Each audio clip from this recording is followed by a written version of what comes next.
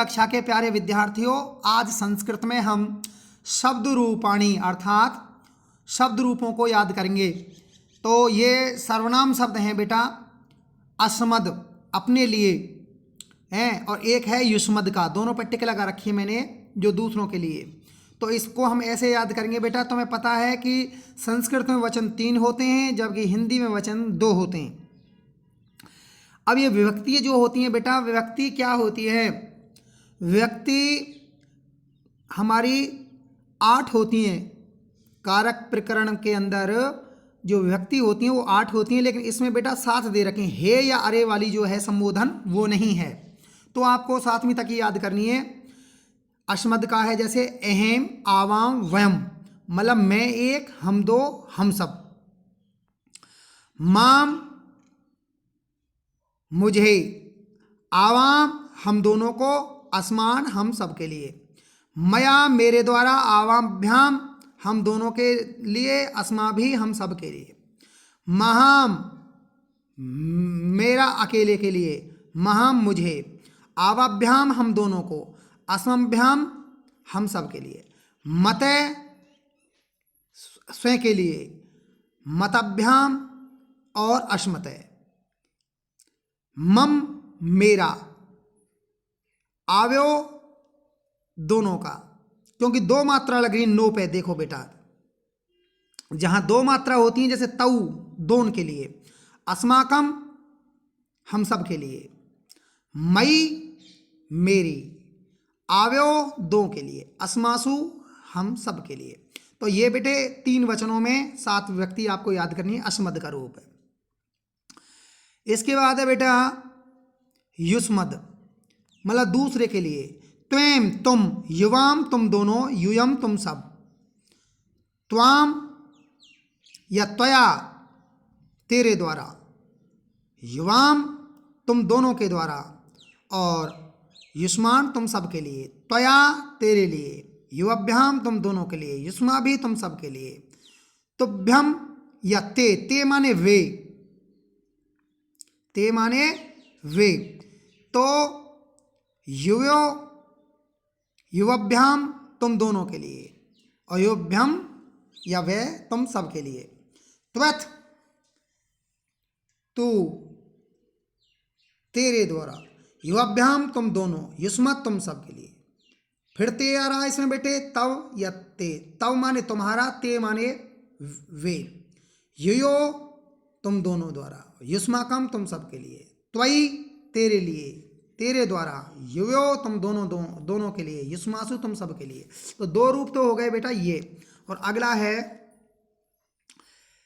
माता का रूप। किसका है? माता का।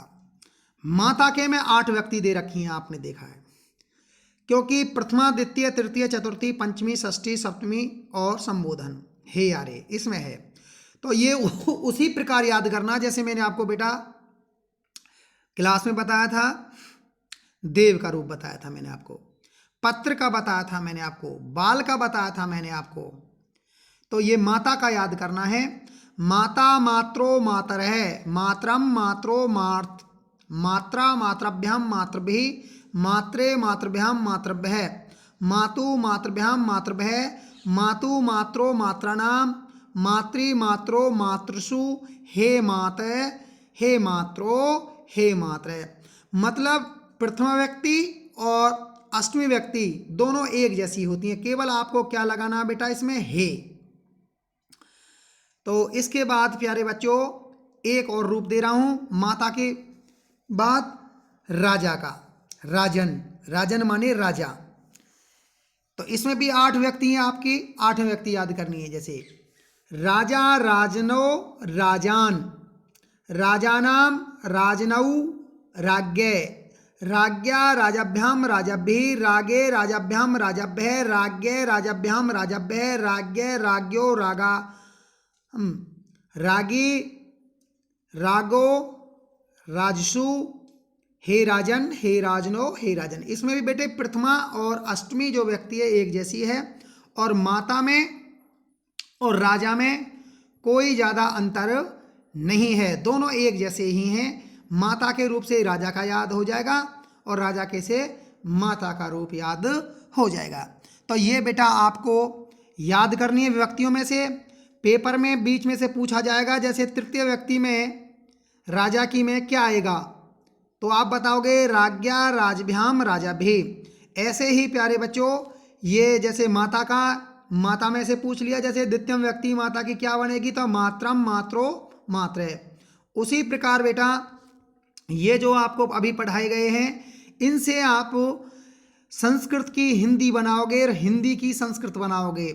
जैसे मैं पढ़ता हूँ तो अहम पठामी, तो स्वयं के लिए क्या आएगा इसमें, अहम। तो इस प्रकार बेटा ये याद करने बहुत ज़रूरी हैं। तुम पढ़ते हो, त्वयं पठाम, तुम दो पढ़ते हो, त्वयं पठाम, तुम दो पढ़ते हो। तो इस प्रकार से प्यारे बच्चों ये हमें याद करने हैं और कॉपी में लिखने भी हैं, क्योंकि संस्कृत व्याकरण जो होता है प्यारे बच्चों वो और व्याकरण से थोड़ा कठिन होता है, इसलिए ध्यानपूर्वक इन्हें बेटा याद करें और अपनी कॉपी में लिखें। तो आज ये संस्कृत का काम इतना ही है बेटा।